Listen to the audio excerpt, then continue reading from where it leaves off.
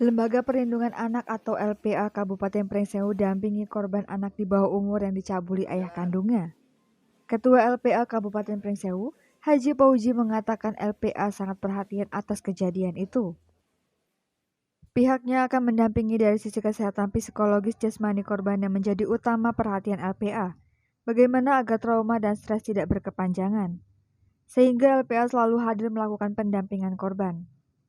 Menurut Fauji, untuk proses hukumnya sepenuhnya diserahkan kepada aparat penegak hukum atau APH. Untuk korban saat ini dalam keadaan baik ditempatkan di rumah yang aman. Ia berharap korban dalam kondisi sehat sampai proses di persidangan bisa berjalan lancar.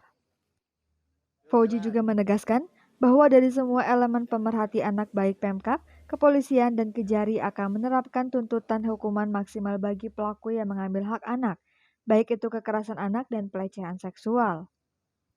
Untuk itu LPA menyambut baik dan mendukung Kejari Pringsewu dalam menerapkan tuntutan hukum maksimal agar memberikan efek jera bagi para pelaku dan calon lainnya untuk tidak melakukan kekerasan terhadap anak. Terkait yang lagi viral ini, ayah yang mencabuli anak kandungnya sendiri, tanggapannya gimana Pak?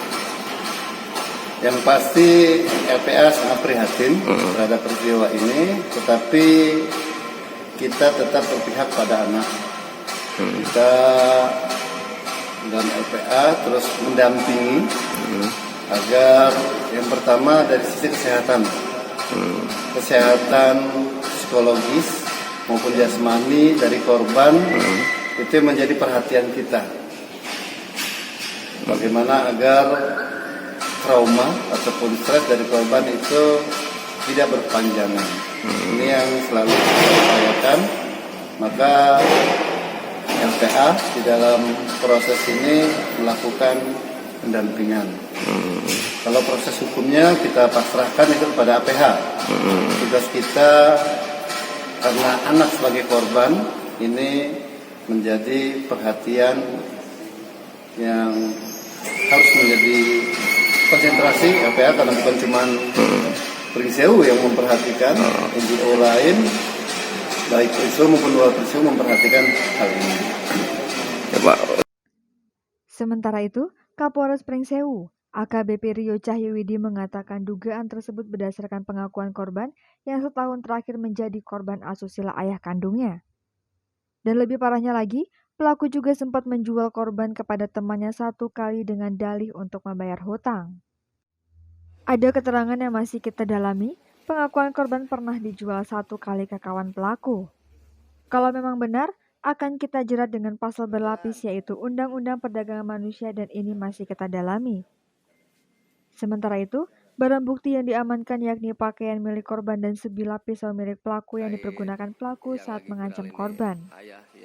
Dalam proses penyidikan perkara, pelaku dijerat dengan Undang-Undang Perlindungan Anak dengan ancaman hukuman minimal 5 tahun dan maksimal 15 tahun penjara. Pria berusia 48 tahun berinisial MS, warga Kecamatan Pagelaran, Kabupaten Pringsewu, tega mencabuli anak kandung sendiri yang masih di bawah umur, sebut saja Mawar. Mirisnya, bukan hanya sekali. Persetubuhan terhadap anak kandungnya yang harusnya dijaga dengan baik telah dilakukan berulang kali oleh tersangka dalam rentan waktu Juni 2021 hingga bulan Mei 2022.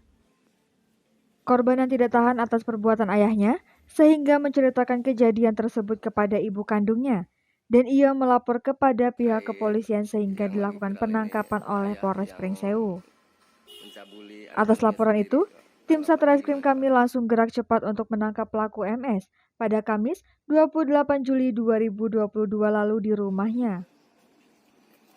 Dalam melakukan aksinya, pelaku MS juga mengancam korban dengan senjata tajam berupa pisau dan ancaman fisik lainnya, agar korban tidak menceritakan hal yang dialaminya kepada orang lain. Dari Pringsewu, Mulyono, Saburi TV, melaporkan.